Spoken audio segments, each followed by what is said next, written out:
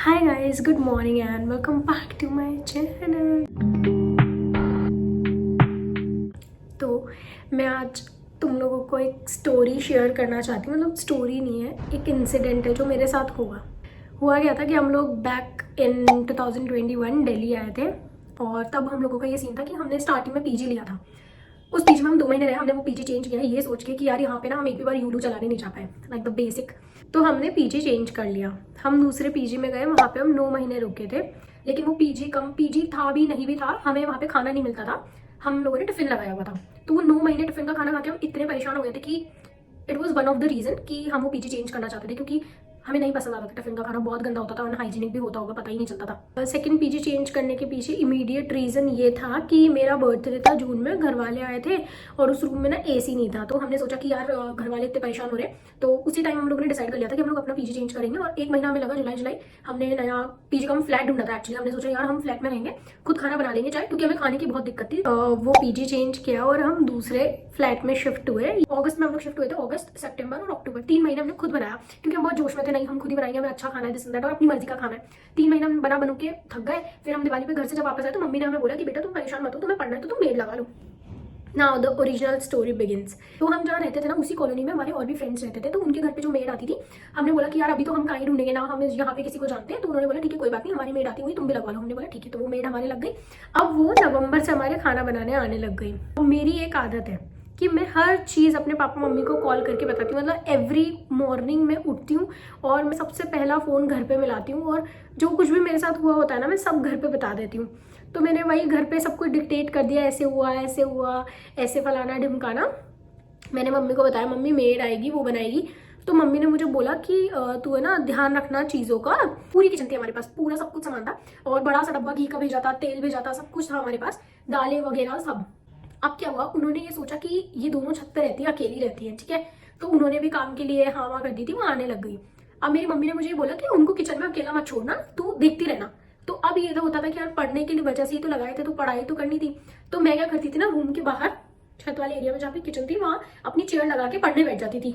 और वहीं पे अपना फेस ऐसे किचन के विंडो की तरफ रखती थी कि मैं ध्यान रख लूँ क्या कर रही है क्या नहीं। ऐसा हफ्ते भर 10 दिन तक हुआ। मैंने उन पर नजर रख, मतलब उसको पता था कि ये मुझ पे नजर रख रही है, ठीक है। अब धीरे धीरे क्या हुआ कि यूजुअली तुमने गौर किया होगा, ऑलमोस्ट हर जो मेड वगैरह होते हैं, लोग अपना बोलते रहते हैं कि मेरे पति ये करते हैं, मेरे बच्चे, मेरी बहू मुझे ये वो, मतलब घर का सारा रोना वोना बोलने लगी। तो फिर मेरी सेंसिटिव साइड स्टार्ट हो गई। तो मुझे ना ऐसा दुख होता था कि हाँ यार बेचारे। तो मैं पता है, मैं लिटरली अपनी बुक बंद करती थी, आधा घंटा लगता था उनको खाना बनाने में, और उनकी सुनती रहती थी। लेकिन मैं वही अपने घर पे रोज बात करती थी, अपने घर पे सब बताती थी। तो मेरे पापा ने मुझे बोला कि बेटा तू इनकी ये फालतू की बातों में ध्यान मत दे, तू अपना पढ़ा कर। तो मैंने बोला कि अरे पापा मैं बाहर बैठती हूँ ना इस वजह से। तो पापा बोले तेरे को क्या मतलब है, बाहर मत बैठा कर, अपने रूम में बैठ के पढ़ा कर। मैंने बोला ठीक है। फिर भी मैंने 1-2 दिन नजर रखी। तो मैं रूम का गेट खुला रख लेती थी ताकि मेरी नजर है, और मेरे को बार बार उनको बताना भी होता था, इतना लगा लो आटा, इतनी रोटी बनानी है आज, ये सब्जी बना लो, सब कुछ मैं उनको देती थी। तो ऐसा सीन रहता था। आशीर्वाद का एक पैकेट आता है 5 किलो का, ठीक है, वो मंगवाती थी मैं। जब हम बनाते थे तो वो पैकेट चलता था 20 से 25 दिन, और जब से आंटी आने लगे वो पैकेट चला 12 दिन सिर्फ। हर 12वें दिन हमारा नया पैकेट आता था। चल कोई नहीं, मैंने दोबारा मंगाया, वो भी फिर 12 दिन में खत्म हो गया। तो मैंने अपने घर पे बता दिया कि मम्मी ऐसे हो रहा है। मम्मी बोली ये आटा लेके जा रही है। मैंने बोला हो सकता है। तो मम्मी बोली एक काम कर, तू आटे को किचन में मत रखा कर, उनको खुद निकाल के उनको दे देना, और डब्बा होता था उसमें भर देना। मैंने बोला ठीक है। मैं आटे को अपने रूम में रखने लग गई, और मैं उनको जब भी खत्म होता था डब्बे में, उनको भर देती थी उसमें वापस। तो इस चीज से उन्हें प्रॉब्लम होने लग गई। कहती है कि आप तो ऐसे कर रहे हो जैसे मैं आटा लेके जाऊंगी। मतलब हर एक चीज जो मैं उनके ऊपर नजर, जब मैं बाहर भी बैठती थी ना, तो वो मुझे यही बोलती थी कि तुम तो ऐसे बैठी हो यहाँ पे जैसे तुम्हें मुझ पे नजर रखनी हो, ऐसे करके। वो खुद ही चीजों को ऑब्जर्व कर लेती थी। और तुम्हें पता है चोर की दाढ़ी में तिनका, अगर कोई नॉर्मल इंसान होता जो गलत नहीं होता उसको कोई प्रॉब्लम नहीं होती। लेकिन वो आटा नहीं लेके जाती थी। आई गेस वो एक्स्ट्रा आटा लगा के रोटियां लेके जाती थी। वो आफ्टर अ टाइम मैंने पता लगा लिया कि यार ये रोटी लेके जाती है। लेकिन वही सिंपैथी, मैंने कहा चल कोई बात नहीं, मे बी उनके घर पे नहीं होगा, या फिर मे बी उनके बच्चे नीचे वेट करते होंगे, या किसी को देती होंगी खाने के लिए, तो ले जाती होंगी, कोई बात नहीं, 2-4 रोटी एक्स्ट्रा ले जाओ, कोई बात नहीं। फिर थोड़े थोड़े दिनों के बाद ना हमारे, मतलब मेरी मम्मी ने इतने बड़े बड़े दाल के डब्बे दिए हुए थे। हमारी सिर्फ बनती चने की दाल थी, लेकिन सारी दालों के डब्बे खाली हो गए। फिर क्या हुआ, जो छोटे मोटे मसाले वगैरह के डब्बे होते थे वो मैं किचन के अंदर ही नीचे रखती थी। सिर्फ आटा, तेल और घी मैं अपने रूम में रखती थी, जिनसे उनको बहुत प्रॉब्लम होती थी। अब एक दिन क्या हुआ, घी खत्म हो गया। इतना बड़ा डब्बा होता था छोटा वाला जो हम किचन में रखते थे, इतना बड़ा रूम में रहता था स्टॉक। तो कहती है कि घी दे दो। तो फिर मैं अंदर से निकाल के ला रही थी घी, तो फिर कहती कि तुम अंदर से क्यों लेकर के आती हो, तुमने तो घी को ऐसे कर रखा है जैसे सोने के भाव बिक रहे हो। फिर एक बार उन्होंने मुझे तेल के लिए बोला, तेल की बोतलें जो उन्होंने पी है ना भाई, धनाधन उन्होंने खाली करी। जैसे आटा खत्म होता था ना तो जल्दी जल्दी वैसे ही तेल भी खत्म होता था, क्योंकि घी पे मैं बहुत ज्यादा नजर रखती थी, ऑब्वियसली महंगा होता है। और मम्मी ने मुझे बोला था घी का ध्यान रखना, क्योंकि वो घर से आया था। आंटी आज रहने दो, साफ है रूम।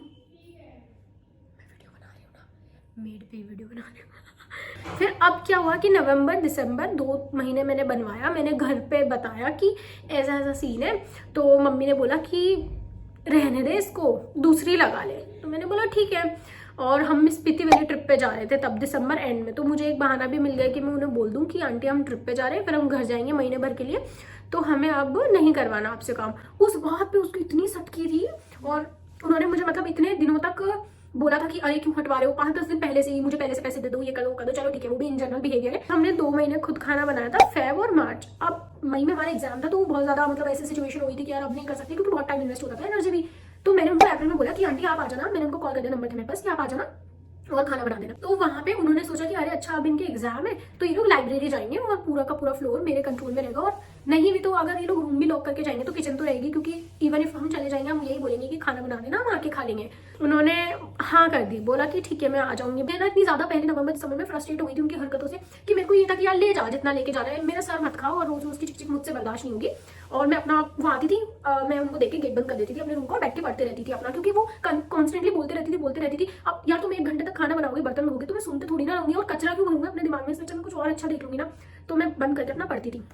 उनको बड़ा मजा आ गया कि हाँ ये बेस्ट चीज है, और उस पॉइंट से लेकर के उन्होंने इतनी चीजें उड़ाई है ना किचन से, इतनी। मैं पिया को बोलती थी पिया ये गायब हो गया, पिया ये गायब हो गया, अब वो चला गया, वो चला गया। लेकिन मैंने बहुत ज्यादा ये सोचती थी कि यार चल ठीक है कोई बात नहीं, कोई इंसान कोई भी चीज तब चोरी करता है जब मे भी उसके घर पे ना हो या उसे जरूरत हो। अब धीरे धीरे क्या हुआ, उन्होंने बोला कि अरे मेरे पास तो फोन भी नहीं है, मैं अपनी बेटी से भी बात नहीं कर पाती हूँ, वही मैं अपनी मम्मी से रोज बात करती हूँ, ठीक है, एक मम्मी और बेटी का अलग ही कनेक्शन होता है, वो एक दूसरे से बात ही करते। तो मेरे को बहुत वो लग रहा था कि यार बेचारी अपनी बेटी से बात नहीं कर पा रही। तो उन्होंने मुझे बोला कि आपका फोन दे दो मुझे, मैं बात कर लूंगी। मैंने बोला ठीक है। तो मैं ना उनको फ़ोन दे देती थी, और वो लिटरली हर दिन आती थी और मेरे फ़ोन से कॉल करती थी, और पता नहीं किस नंबर पे करती थी, वो नंबर भी नहीं मिलता था। वो लिटरली किसी से 4-4 नंबर लिखवा के लाती थी, और उन सब नंबरों पे फ़ोन करती रहती थी मेरे फ़ोन से, ठीक है। तब तक मुझे इतना ज़्यादा पता नहीं था कि दिल्ली में क्या क्या होता है, क्या क्या हो सकता है। अप्रैल और मई में बहुत ज़्यादा गर्मी होती है, तो मैंने उनको रूम में ही बैठने देती थी। मतलब मेरे को ऐसा था मैं पढ़ रही हूँ, अगर आपको बात करनी बात कर लो, बाहर बैठ जाओ, हमारी टेरेस पे ना झूला था, मैं वहाँ बैठ के, लेकिन बहुत गर्मी होती थी। कहती बहुत गर्मी होती है, पैर जलते हैं। फिर मैंने कहा यार, उनको बोला कि ठीक है कोई बात नहीं, आप मेरे रूम के अंदर आ जाओ, यहाँ बैठ के कर लो। अब वो मेरी चेयर पे बैठी है, नहीं एक दिन तो चेयर पे बैठ के बात करी, ठीक है। दूसरे दिन तीसरे दिन ऐसे लगातार वो 10 दिन तक मेरे रूम में आई, रोज मेरे फोन से किसी को कॉल करती थी, बात करती थी। उन्होंने मुझसे जब मे की पेमेंट मांगी थी ना, तो वो किचन में खड़ी थी और मैं अपने रूम में थी। उन्होंने बोला मुझे पैसे दे दो, मैंने बोला हाँ आंटी दे देती हूँ। तो मैंने ना मतलब यार ऐसे कोई खड़ा है उसके मुंह पे गेट लगाना और फिर पैसे काउंट करके उसको देना बहुत अजीब लगता है। तो मैंने इन जनरली बस थोड़ा सा गेट ऐसे भिड़ा दिया, और मैं अपने कबर्ड खोली, छोटी कबर्ड खोली, उसमें से पैसे निकाली, काउंट की और उनको दे दी, ठीक। उन्होंने देख लिया कि मैं कहाँ पैसे रखती हूँ। अब क्या हुआ, उस दिन के बाद से एक्चुअली उस पेमेंट वाली बात के बाद से वो हर दिन मेरे रूम में आती थी और रूम में बैठ के बात करती थी। एक दिन बोलती मैं बहुत ज्यादा थक गई तो मैं थोड़ी सी देर लेट जाती हूँ, मैं हमेशा उनके घर पे छत पे सोती हूँ। मैंने कहा ठीक है। वो लिटरली मेरे बेड पे लेटती थी, सो जाती थी। अब यार कोई बंदा तुम्हारे रूम में 1-1.5-2 घंटे तक बैठा है, तुम्हें सूसू पॉटी आएगी, तो मैं वॉशरूम, एक आधी बार ऐसा हुआ है कि मैं वॉशरूम चली जाती। तो अब शायद मुझे ऐसा लगता है कि उन्होंने करी है गड़बड़, और उन्होंने ही देखा था कि मैं पैसे कहाँ रखती हूँ। और ये वो टाइम था मई के बाद, मैंने बताया पेमेंट करी, उसके 10-15 दिन तक रोज आती थी। तो उस टाइम पे क्या हुआ, हमारा ये प्लान था कि हम लोग अपने एग्जाम के बाद ट्रिप पे जाएंगे। तो ट्रिप के लिए मैं कर रही थी सेविंग, और वो सब था कैश के फॉर्म में, क्योंकि ऑनलाइन पे मेरे को ऐसा रहता है कि हम कहीं ना कहीं उड़ा देंगे। मैं रखती थी अपनी उसी अलमारी में, उसी जगह पे। मतलब अगर अभी मैं पैसे बता दूंगी कि मैंने कितने उड़ाए तो पापा मम्मी वीडियो देख के मुझे डांटेंगे। हाँ मतलब अंडर 5K उन्होंने मेरे पर्स में से पैसे उड़ा लिए। एग्जाम का टाइम में मैंने इतना ध्यान नहीं दिया, मैं तो कौन सा देखने बैठूंगी क्या मैंने जो सेव करी हूँ पैसे वो अपनी जगह पे है ना, ऑब्वियसली वो अपनी जगह पे होंगे, मुझे तो ये लगेगा ना कि ठीक है वो अपनी जगह सेव पड़े होंगे, तो मैंने कभी चेक नहीं किया। और ये हो गया मिड मई की बात आ गई, ठीक है। अब क्या हुआ, एक दिन ऐसे ही मैं और पिया बैठे हुए थे रूम में, और पिया ने ना एक पॉडकास्ट चलाया था, एक लेडी थी, बंगाली थी वो, वो कुछ बता रही थी कि ऐसे ऐसे होता है और ये होता है उसके अंदर कि लोग बाग क्या करते हैं ना, जो इन सारे नेटवर्क्स में होते हैं ना, वो रेंडमली किसी का भी कॉल मतलब फ़ोन ले लेते हैं और कॉल कर देते हैं, किसको फ़ोन करते हैं कुछ पता नहीं चलता, और फिर उस आदमी को अपना फ़ोन वापस लौटा देते हैं और खुद गायब हो जाते हैं। और जब इन लोगों को ट्रैक करते हैं तो ये लोग मिलते नहीं हैं। ऐसा सीन, मतलब हमने रात के 1-2 बजे वो पॉडकास्ट देखा था, और मैं लिटरली बता रही हूँ, जब मैंने वो पॉडकास्ट देखा ना, मेरी ऐसी हो गई, मैं ऐसे सोच रही हूँ, मैंने कहा यार 5 मिनट तक मैंने सब कुछ रिकॉल किया जो मेरे साथ हुआ। मतलब इसी चीज़ में एंगेज नहीं, लेकिन मतलब ये है कि मुझे लगा कि यार क्या पता क्या करती हूँ वो मेरे फ़ोन से कॉल करके, किसको मेरा नंबर जा रहा है, क्या हो रहा है क्या नहीं। हमारी ऐसी कुछ प्लानिंग थी कि मई के एंड में हमारे एग्जाम होने के बाद हम ट्रिप पे जाएंगे, और ऐसा भी था कि हम अमूमन अंदाज़न लगा लेंगे कि हमारा पेपर क्लियर होगा या नहीं, उस हिसाब से हम जगह भी छोड़ देंगे, क्योंकि हमारी प्लानिंग थी, मेरा सेकेंड अटेम्प्ट था, तो मुझे ये था कि अगर अब नहीं हुआ तो I will go back home. तो हमने पूरी पैकिंग करके रखी थी अपनी, और हमने पेपर दे दिया था, और हमारा बुकिंग ट्रिप की तो बुकिंग थी ही, लेकिन हमारा घर का इधर देखते जाएंगे कि नहीं, लेकिन हमने सब कुछ सामान पैक कर लिया था। मैं और भैया कुछ बात कर रहे थे, हम बुकिंग्स वगैरह कर रहे थे ट्रिप की, और पैसों वैसों की बात कर रहे थे, तो हमने गेट लगा लिया रूम का। वो किचन में खाना बना रहे थे, तो उन्हें लगा तो लग गया गेट अब तो आने की नहीं है, तो उन्होंने ना हमारा जो बाहर सामान पड़ा था ना वो उठा रही थी, ठीक है, वो देख रही थी। अगर तुम्हें चाहिए तो तुम वैसे ही बोलो ना, हम तो जगह खाली करके जा ही रहे, अगर हमारा कोई भी ऐसा सामान हो जो हम यूज़ नहीं करेंगे तो हम वैसे ही ले जाएंगे ना, लेकिन वो तब भी उठा रही थी, और मुझे थोड़ी सी आवाज़ आई बाहर, तो मैंने गेट खोल दिया फटाक से, तो ऐसे हो गई कि वो मुझे देख रहा है कुछ उठाते, तो मैंने बोला क्या हुआ आंटी, बहुत सारा सामान है ये तुम्हारा, देख लेना, ले जाना इसे। मैंने बोला हाँ आंटी हम देख लेंगे, तो कहते ठीक है। उस दिन क्या हुआ, उनकी पेमेंट हो गई, उन्होंने कूलर ले लिया, सब कुछ हो गया, उनका पूरा मैटर सॉल्व हो गया, वो चली गई। ठीक, अब आता है सबसे इम्पॉर्टेंट पार्ट, वो ये था कि ट्रिप के लिए हम रेडी हैं। मैंने पिया को बोला कि मैंने तो पैसे सेव किए थे, और अपन दोनों के लिए जो भी मेरे पास कैश होता था हर महीने, तो अपन वो भी यूज़ कर सकते हैं अपनी ट्रिप पे, हम ऐसे एक्साइटेड थे, ठीक है। तो पिया बोली अच्छा तेरे पास है वैसे, लेके आ। मैंने बोला हाँ ले आती हूँ। मैं अपने रूम में गई, मैंने अपनी कबर्ड खोली, मैंने पर्स देखा, और मैं ऐसे थी है मेरे पैसे कहाँ चले गए, वहाँ पे सिर्फ 1000 रुपये बचे थे।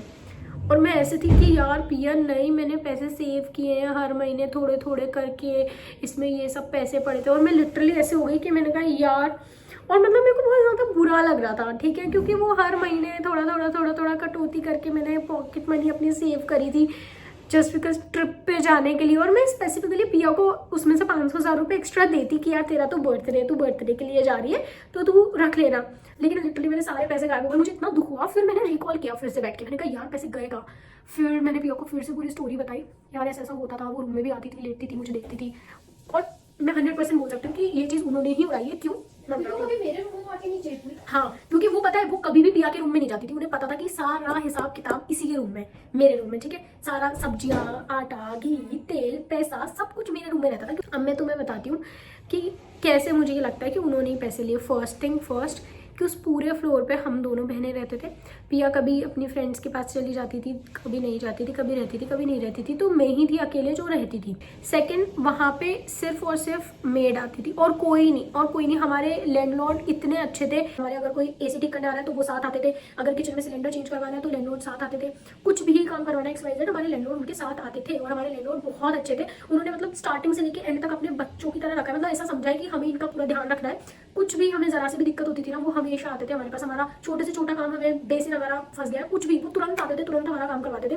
और इवन इस पूरी स्टोरी में अगर ये जो मेरे साथ हुआ ना, उससे बड़ा कुछ हो सकता था, लेकिन मैं बता रही हूँ वो लैंडलॉर्ड आंटी लिटरली हर दूसरे दिन ऊपर आती थी और वो उसको बोल के जाती थी कि बच्चों का ढंग से काम करना, ढंग से खाना बनाना, सब बोलती थी। और उस काम वाली को उनसे भी डर लगता था कि यार ये ध्यान रखती है। और वो लिटरली ना जैसे चोर की नजर होती है ना, चोरी चुरा के भागता है, वैसे वो चोरी भागती थी, फटाफट काम किया, कोशिश करती थी कि मुझे बिना बताए चले जाए, फटाफट काम खत्म किया और निकल जाती थी, भाग जाती थी, जिस दिन कुछ लेके जाती थी या कुछ करती थी। तो आंटी आते रहते थे लैंडलॉर्ड, वो उनको बोलते रहते थे। तो लैंडलॉर्ड हमारे बहुत ज्यादा अच्छे थे, तो देयर इज नो चांस कि मैं उनके ऊपर डाउट भी करूँ। तो भाई मैं यही बोलूँगी, ये दिल्ली है, बहुत ज़्यादा सेल्फ अवेयर हो हर एक चीज़ से, लिटरली हर एक चीज़ से।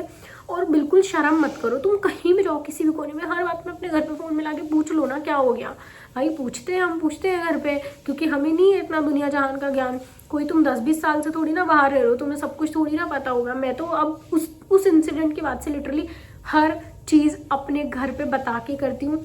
तो बस इतना ही यार, जो भी करो ज़िंदगी में घर वालों को बता के करो, उनसे पूछ के करो। और अगर किसी के पापा मम्मी बहुत ज़्यादा लिबरल हो, तो जिससे भी तुम बात भी करते हो, जो भी करते हो वो भी सब उन्हें बता दिया करो, क्योंकि भाई वो देखते ही सेंस कर लेते हैं कि तुम गलत संगति में हो, सही संगति में हो, किससे बात करो, क्या करो, कौन तुमसे कहाँ झूठ बोल रहा है, कौन तुम्हें बस बेवकूफ़ बना रहा है, वो तुम्हें सब बता देंगे। और मैं इतनी ज़्यादा वो हो रही हूँ ना, मेरे को खुद वो होता है कभी कभी, मैं जब वो सोचती हूँ मेरे हाथ कांपते हैं। Okay, so that's it for this video guys, thank you for watching, please like the video if it help you in any way. Okay, bye bye.